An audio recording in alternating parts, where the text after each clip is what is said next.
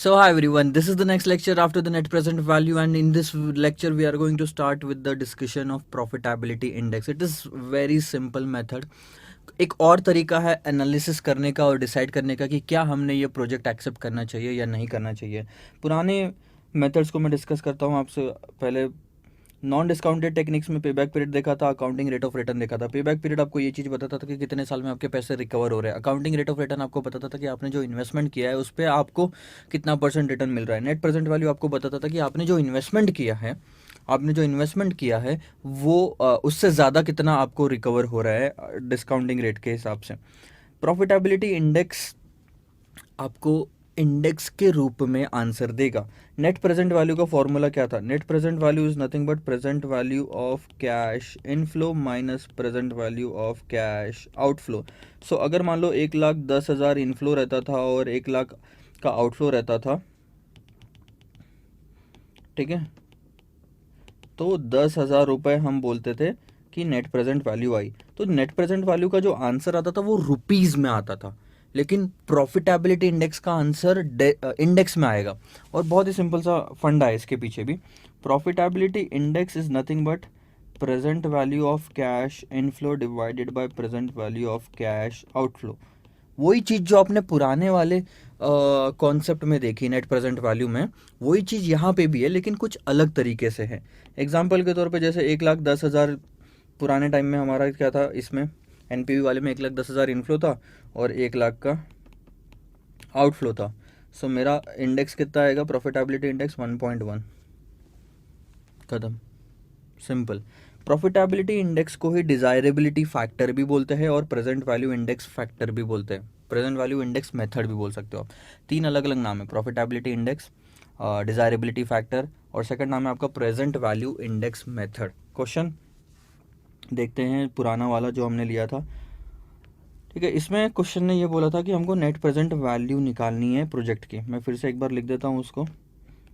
तो अगर हमको क्वेश्चन पूछता है कि इसी की एनपीवी निकालनी है और इसी का पीआई निकालना है, so year, cash flow, present value factor at 10% and present value 0, 1, 2, 3।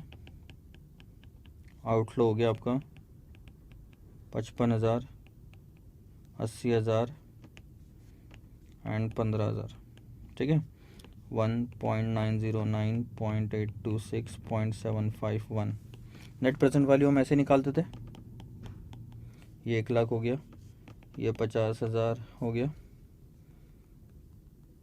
80,000 into 0.826 66,080,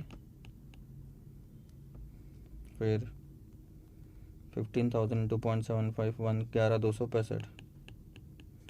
so total कितना आएगा?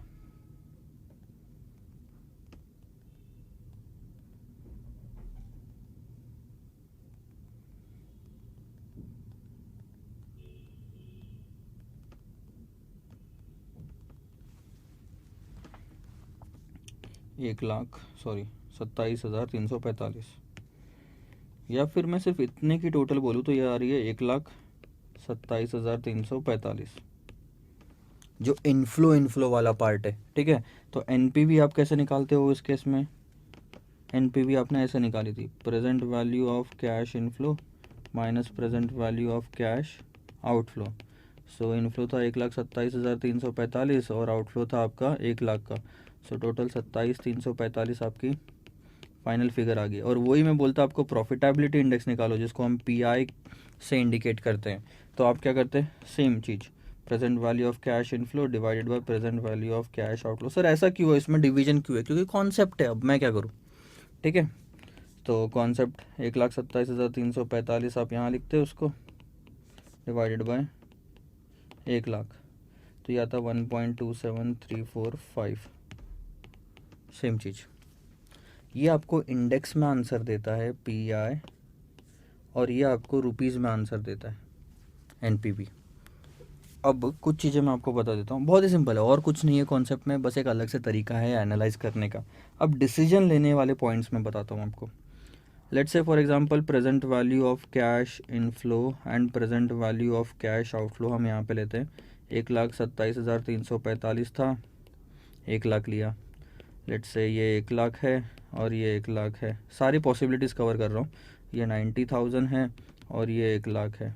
अब ऐसे केस में अगर मैं आपको एनपीवी निकालने बोलूँ तो आप निकालोगे यहाँ पे present value of cash inflow minus present value of cash outflow, तो 27,345 ज़ीरो और माइनस 10,000।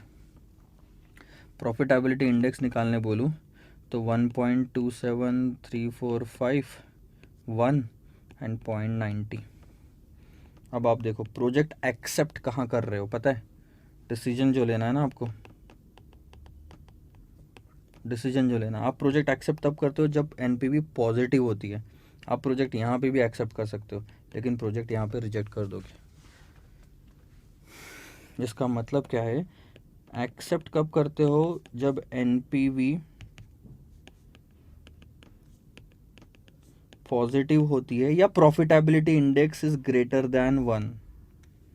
1 से ज़्यादा होना चाहिए। प्रॉफिटेबिलिटी इंडेक्स 1 से ज़्यादा है, इसका मतलब हमेशा एनपीवी 0 से ज़्यादा होगी, ठीक है, पॉजिटिव होगी।